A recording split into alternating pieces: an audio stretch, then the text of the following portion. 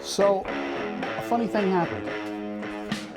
I asked a friend who was there at the show, the folks from Cric Crac, to send me some photos because I saw that they stopped by the MR Slotcar booth and had maybe a better photo or two of the Corvette. And I thought, you know, let's get maybe a better look at the Corvette.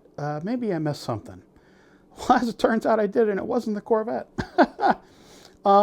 We have an awful lot of news here. There was a car, a prototype, sitting next to the white version of the Shadow that we have coming in on the MR Slotcar booth. I couldn't tell what the car was, but it definitely looked like a new prototype of a car. Sure was. As it turns out, it's a Lotus 1996 V8 bi-turbo, the GT1 Lotus. MR Slotcar's apparently thinking about doing that because they're showing that on the booth. But that's enough of a showstopper, I think, frankly, all on its own. I mean, personally, the Lotus is definitely one of my favorite cars from the 90s. And wow. Yeah, that in and of itself may have been enough to push me over the edge. However, the other photos, when I kind of got looking at the photo of the different kind of well, you see the photos here, and I realized, wait a minute, now we got two more cars here to look at, and something else. Two more cars are none other than, like I mentioned in the other video, of what could the Corvette race against. I mentioned the short wheelbase Ferrari. What do you know? We see a picture of a short wheelbase Ferrari here that apparently MR Slotcar is considering doing as well. They were showing it on the booth. And a DB4 Maserati from Le Mans 1961. But keeping that going, what else do we see? And you can't really see it here from these photos, but you can see it when I'm looking at it on my computer. We have a very interesting development, folks, is that MR Slotcar apparently, and I'll ask Ernie to confirm this, metal chassis, folks. What does that mean? Well, now, who else have we seen with a big bunch of success with, let's call them vintage cars that are highly detailed, like we know MRs are, as well as a metal chassis? Well, this kind of smacks of like competition for Revo slot, doesn't it, folks? I am wondering if we are on the beginnings of, shall we call it an arms race? Would that be too much of hyperbole? I don't know. Let's walk through this a little bit, shall we?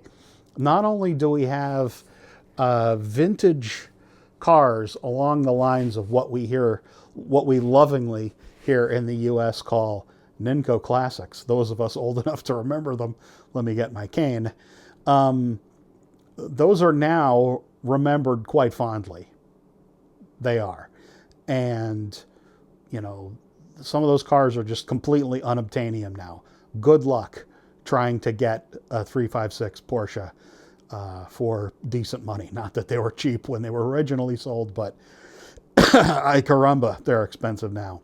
But so we're talking early 60s B production sports prototype class cars, you know, the real, you know, the absolute classics of racing, just before all of the racing got taken over by complete prototype built cars with sponsor logos all over them. These are the clean years of national colors and racing stripes and roundels, and not much more on the car other than the beauty of the body of a Maserati, a Zagato-bodied Maserati, and a short wheelbase 250 Ferrari. Oh baby, and not to mention the Corvette that we've already been talking about. I mean, yowza! This is like, this is fantastic. So what we're moving into here, possibly, I'm jumping ahead here a few steps, but am I? If MR is showing pictures of these cars on their booth, this is how you gauge interest from people in the industry, is you go to a show and you show what you could do, because I'll tell you for a fact, it is real easy to put a vintage photo of a car on a piece of foam core and on a little stand and show it at a trade show, just to kind of gauge what might be. And this is what you do when you make cars, is you gauge interest. And I find it hard to believe that there would not be interest in high quality, classic 1/32 scale cars with a high quality metal chassis. Really nice running gear that MR does. I mean, I don't know if MR makes all of his own parts. I think he might get some from Slotcar. I mean, I don't know if there's any kind of connection there, but boy howdy, classic cars and the high end of the manufacturers, that sounds absolutely perfect to me, and extremely, extremely exciting. And oh, by the way, a bi-turbo mid-90s Lotus that I'm sure will be a screamer and fantastic to add to the other GT1 cars that he already does, that by all accounts are some of the fastest cars that you could put on a track now. GT1 cars from the mid-90s. So there was an awful lot coming out of MR from the, apparently just from the one booth. I mean, Slotcar was showing some really beautiful stuff, and they did share some stuff on their Facebook page that I'm going to, of course, use in Slotcar News. But yeah, just staggering news coming out of MR when you really look at the possibilities of what they were showing here. These three cars, that's a heck of a plan, in addition to the Lotus, of course, which is a continuation of, a series of cars that they already frankly had that were quite successful by all accounts. So yeah, good job, Ernie. You got a lot of really great stuff going on, and looks like you probably hopefully had a lot of interest at Slotfest. Boy howdy, looks like a lot of fun. And I know Massimo and the guys, and Raul was there, and folks from Electric Dreams I see there, and Track Fans was there, and yeah, a lot of folks were there. So looks like a good time was had by all. Very cool stuff.